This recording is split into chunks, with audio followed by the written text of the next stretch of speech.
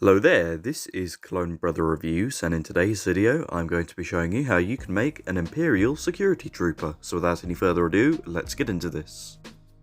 Firstly, the legs, the arms and the hands come from this crosshair minifigure. The torso comes from the fifth brother. And to finish off, the head and the hat come from this Imperial Navy Trooper. Doing it correctly should result in a minifigure that looks something like this. Feel free to pause here if you need a reference photo for when you're putting it together. Overall, I'm quite happy with the way that this minifigure has turned out, and I'd just like to say that I will be making more requests soon as I get time. If you have any video ideas, I'll make sure to add them to the list. If you like this video, well, maybe you could give it a like with that button, and if you really enjoy my content, maybe you could subscribe.